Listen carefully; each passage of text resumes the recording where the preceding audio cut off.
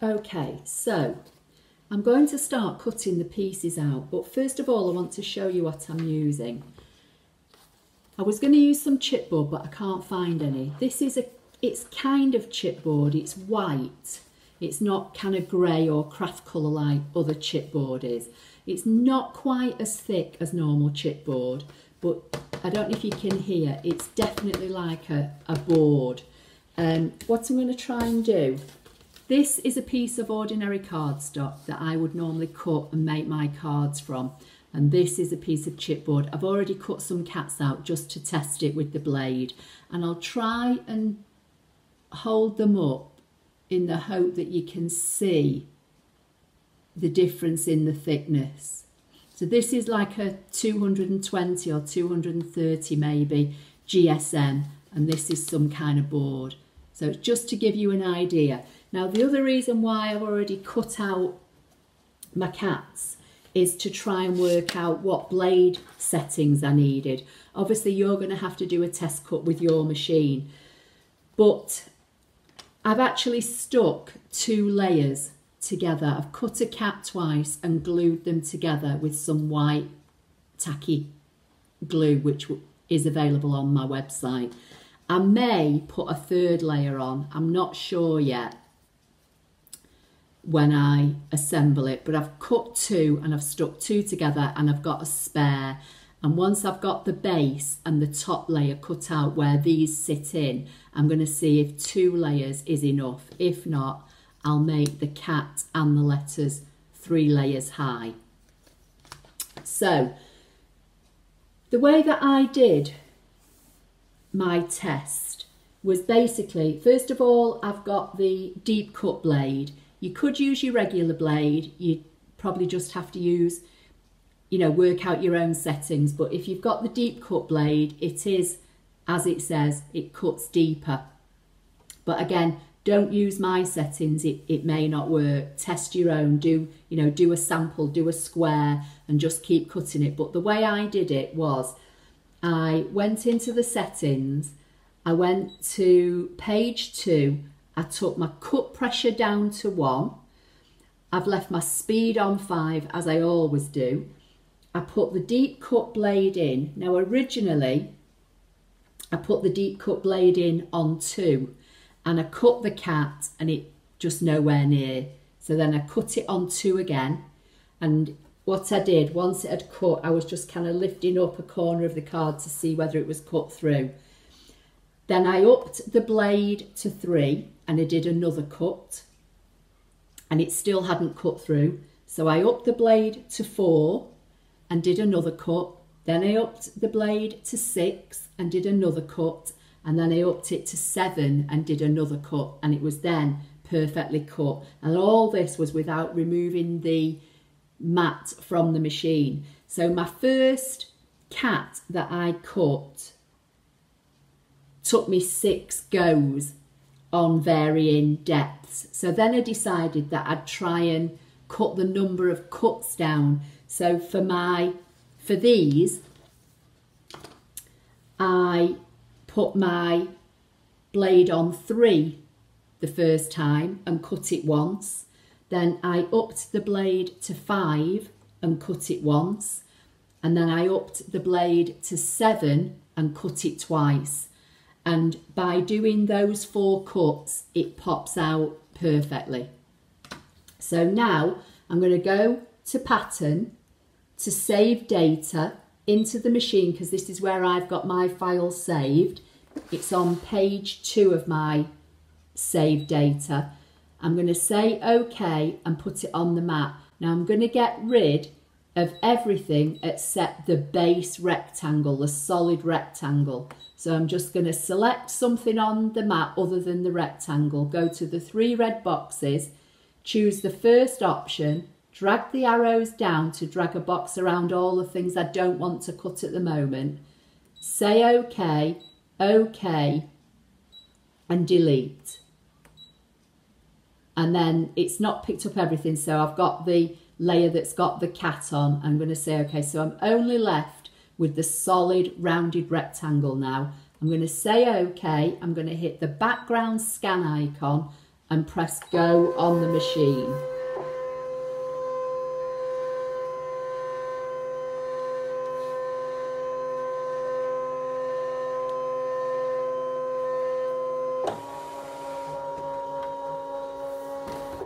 Now your mat does need to be fairly sticky to hold, you know, heavy chipboard down, because obviously you're doing several cuts in the same place and you don't want it moving at all. So I've got my blade on 3, my speed on 5, my cut pressure on 1, and I'm just going to bring in this rectangle in the hope that it fits on this piece of card. I'm just going to zoom in and make sure it does. I'm going to say okay, okay, and I think it's, might just have to move it down slightly. I'm going to say okay and cut, and hope that, because my base rectangle is nearly as big as this, so I'm just trying to use up all my card really, instead of putting it on an A4 sheet. So I'm going to say cut and I'm going to say go.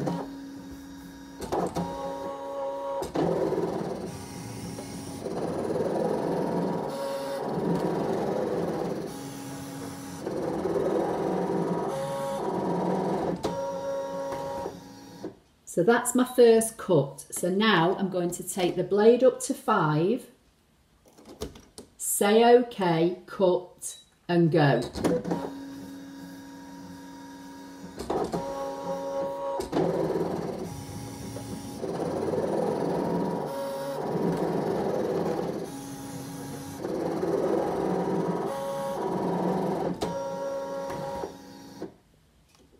Now I'm going to take it up to 7 and I'm going to cut twice. So I'm going to say okay, cut and go.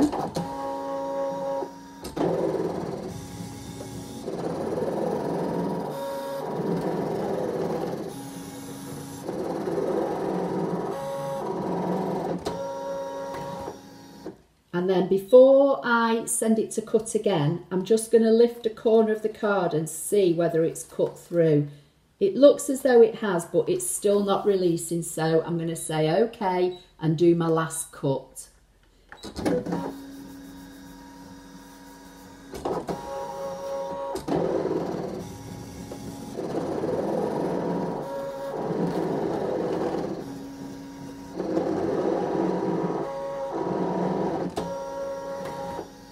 So that's had 4 cuts now.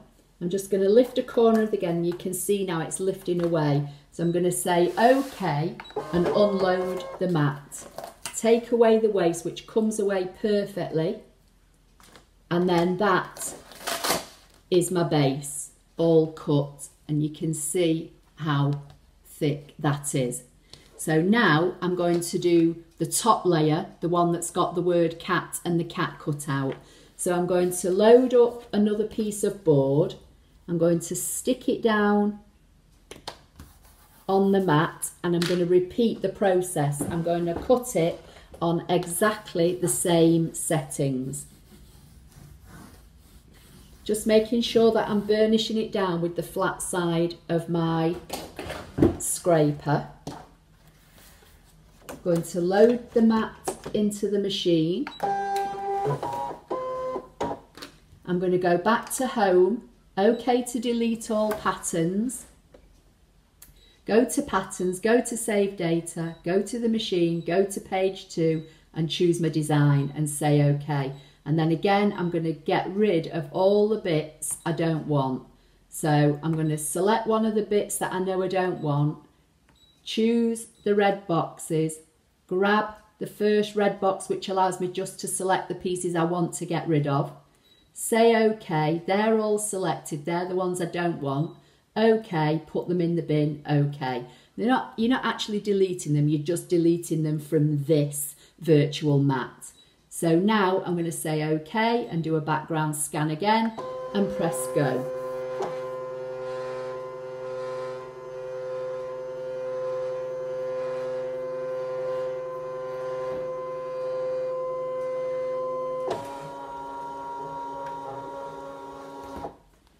I'm going to drag the design onto my piece of board, and I'm going to take the blade back down to 3 and just repeat the process. I'm just going to zoom in just to make sure, because I'm filming this at night and I'm getting a shadow from the scanner down this side of the card, so I just want to make sure that it is all within this piece of card, and it looks as though it is. So I'm going to say OK, OK, and cut, and I'm on blade 3 and go.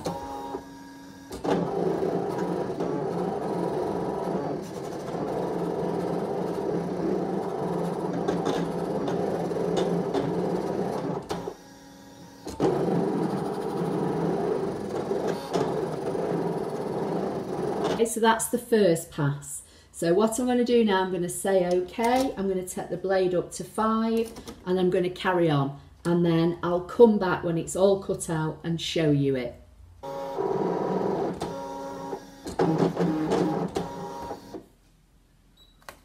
Okay, so that's finished now. I'm going to say OK and unload the mat.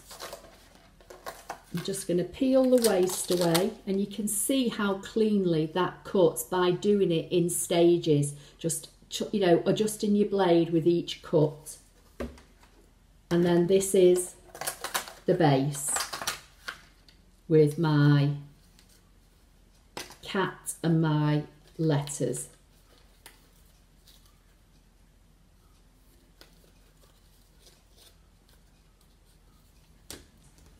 There's my base, all cut.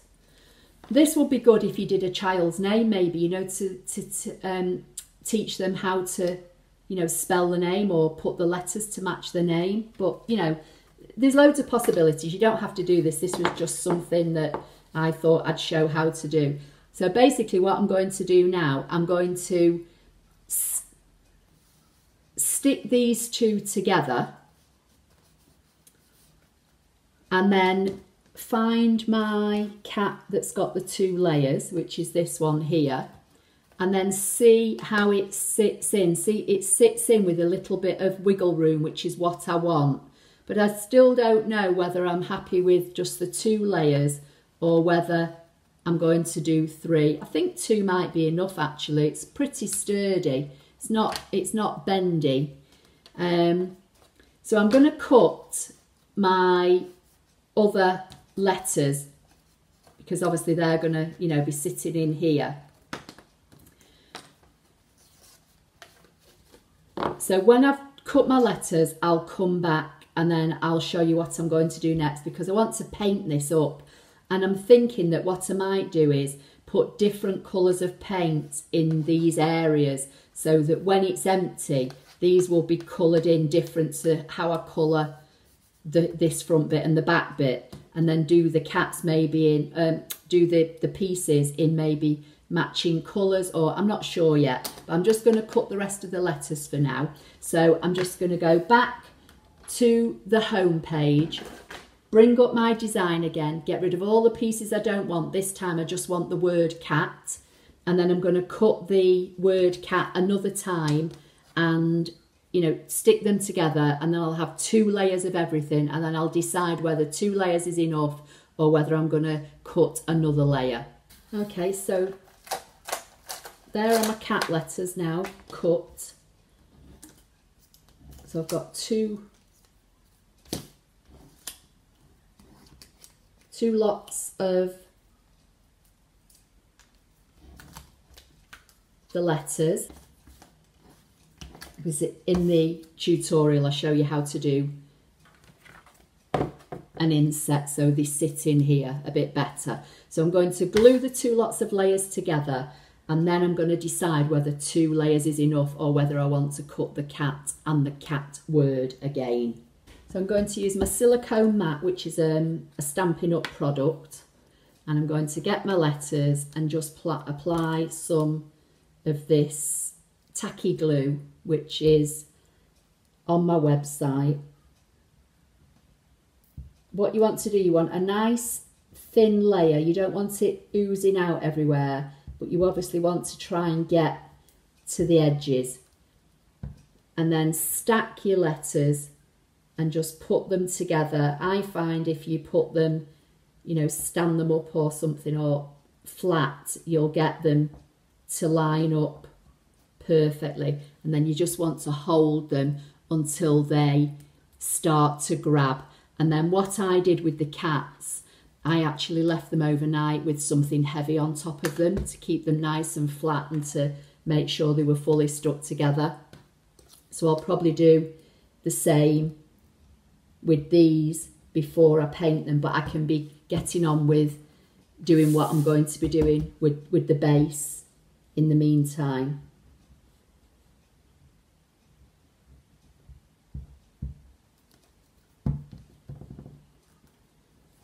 So if you stand them up, if I move that out of the way, if you stand them up like that, you'll find that, you know, you've got them nice and level, and then press and hold them together.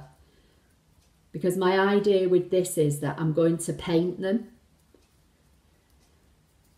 So I want them all stuck together.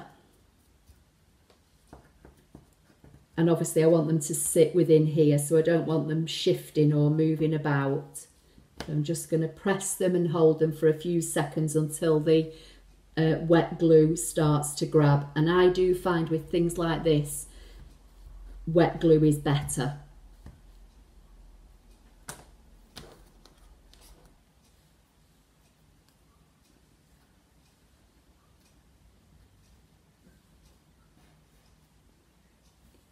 So stand them up and get them all lined up. Once you know you've got them lined up, just hold them until the glue starts to grab.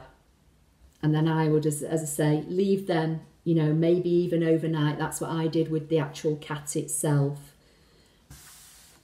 Leave them to sit. You can see how they stuck together. Maybe put a book or something on them, put some weight on them so that the glue soaks in. I'm just going to put my phone on them for now. And then with the base layer, before I paint it, what I'm thinking about doing is colouring, as I say, inside these sections. So I'm going to get a pencil and lightly draw around the letters and the cat. And that'll give me a place on this bottom side where I know I can apply paint, because I don't need to paint the whole thing because it's going to be stuck together. So I've got a pencil and I'm just going to, in fact, let's put the lid on the glue. Make sure that they're stacked together, and then I'm just going to lightly draw around each letter with my pencil. And obviously this is going to be painted, so you're not going to see it. You don't have to do this, you could just paint it all one colour, but I just thought it might be fun to have the front and the back coloured in one colour and then have a different colour in these, so that when the letters and the shape is not in it, you see in a different colour.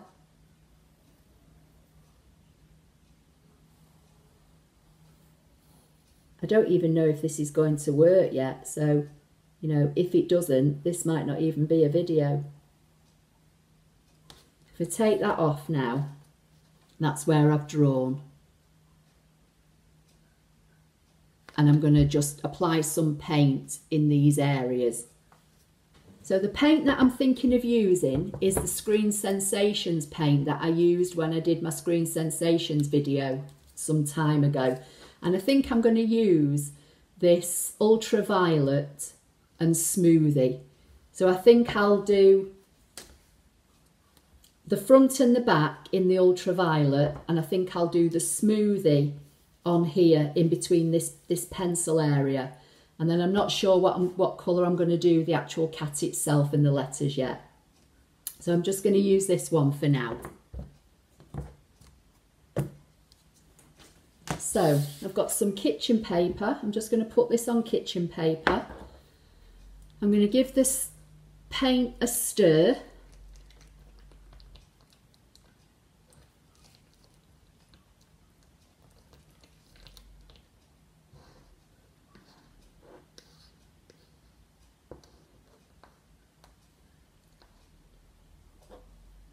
No fancy tools here, I've just got an ordinary paintbrush. And I'm just going to apply some paint in this area.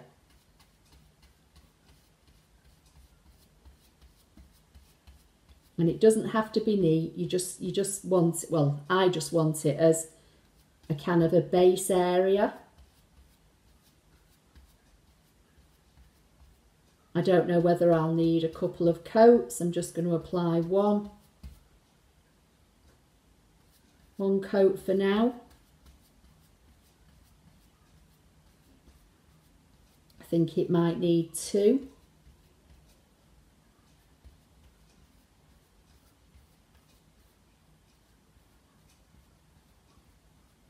But whether it's one or two, once it's dry, I'm then going to paint the front of the top in the ultraviolet, and I'm going to paint the back in ultraviolet, because that is then going to sit.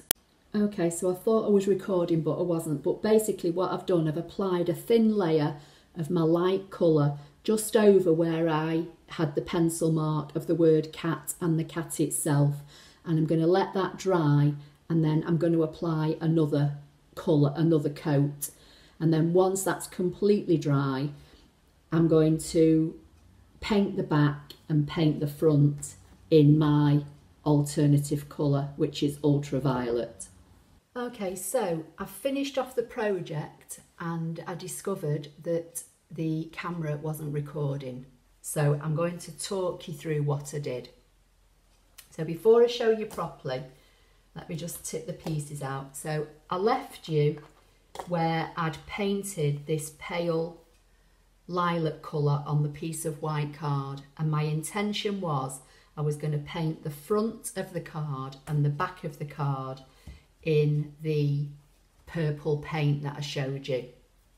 Now I started to paint the card and I didn't like how it was looking, and it may have been my own fault because I was just using a regular paintbrush. But I gave it a couple of coats in the deep purple and I wasn't happy with it. So you can probably see all round the edges is the purple. So I did paint the front and the back with the purple. But as I say, I wasn't happy with it. So I decided I'd go back into the machine, and out of some scrapbook paper, I cut a front and a back again, just in paper. And I covered the back of the scrapbook paper with Mod Podge, which I think is on my website. And I've got all the bits and pieces here to show you what to use, but basically I had some greaseproof paper which I put down. I put Mod Podge all over the back of the scrapbook paper using one of these foam brushes, and I stuck it to the front piece of the card, and I covered it with a piece of greaseproof, another piece of greaseproof paper, and I put it under a heavy book to weight it down. And then I did exactly the same with the back piece. So the back piece of card that I'd painted, I put Mod Podge all over the scrapbook paper and stuck it to the card.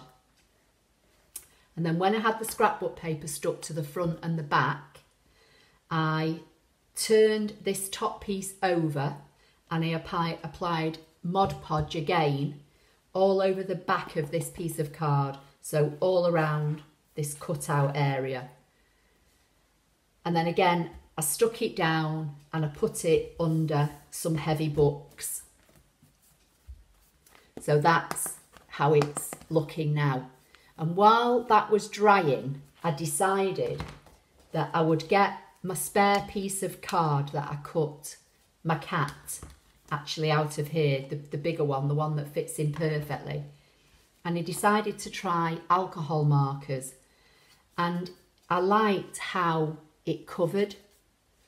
As you can see, I've done a test on the back, and basically all as I did, I've got some Spectrum Noirs, but you could use anything. You could use felt pens, but I think the thing with alcohol markers is you don't get the streak marks or the you know, the line marks where you're colouring in. And basically as a test, I just coloured in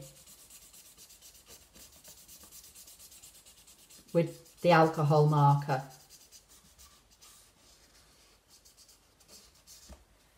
And as you can see, that covers perfectly. So I waited for that to dry. Oh, it was that side, the red side, and I did a second coat. And basically, that's what I did with all the letters.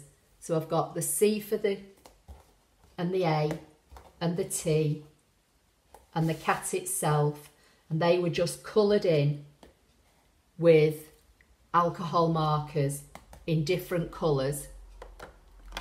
And I gave each side 2 coats, so you can see front and back, and I went around the edges, and it was a lot easier doing it with the marker because the nib of the pen follows the curves and everything a lot better. And then again, I sat them to dry for, I don't know really how long, because I was just getting on with other things today when I did this. So maybe, I don't know, an hour or so.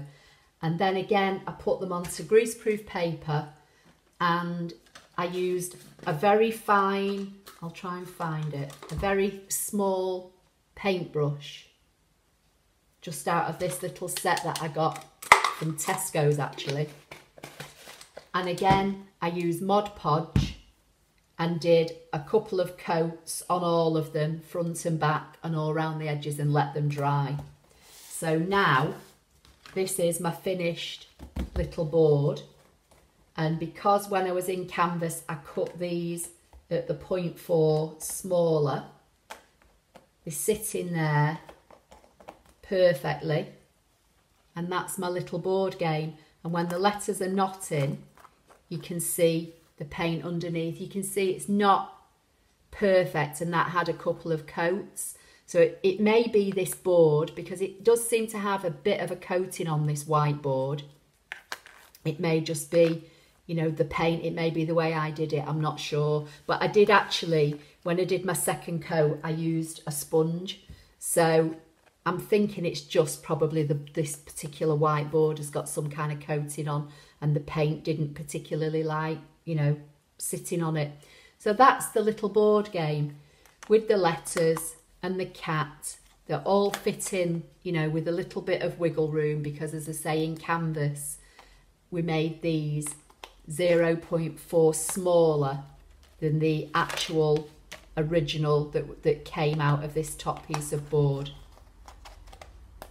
So that's the project. I hope you like it. I hope you've learned something. If you like the video, please give it a thumbs up, and don't forget to subscribe. Make sure you've got the bell notification icon turned on, and then you'll always be notified when I upload a video. I think I'm going to do this as another little giveaway. Leave me a comment directly under this video telling me who you would give this to. And again, I'll leave it open probably till the end of November, and then I'll pick a name at random and send it you in the post if you'd like to win it. So thank you, and I'll see you in the next video.